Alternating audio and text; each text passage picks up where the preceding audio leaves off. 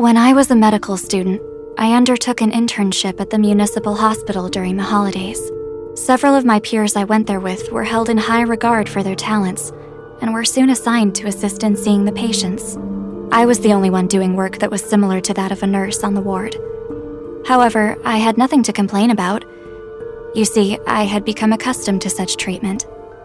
One day after work, while I was getting dressed and thinking about what to have for dinner, I saw a little girl in a hospital gown squatting in the courtyard, unattended. Concerned that she was perhaps lost, I hurried to her while pretending that I was just casually passing by. I didn't want to frighten her, you see.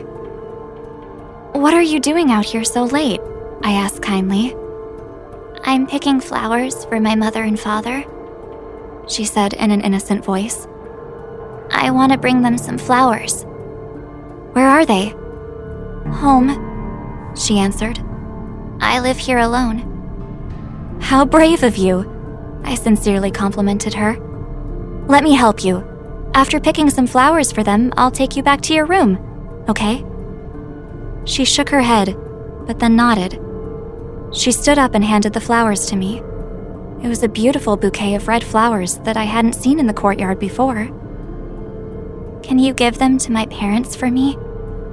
She stood, looking up at me timidly with her gray eyes, and I noticed there were bruises on her arms left by injections.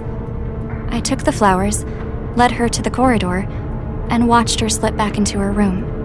The next day, when I went to visit her, the other patients told me that she had fallen into a coma the previous night, never to awaken.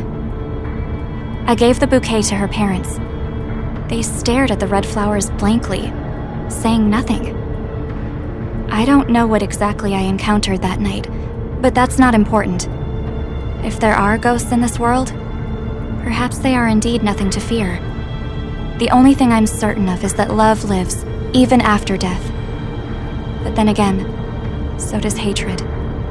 10 days later, the girl's parents were admitted to the hospital with an incurable infectious disease. Their bodies were bruised all over, and they died in agony.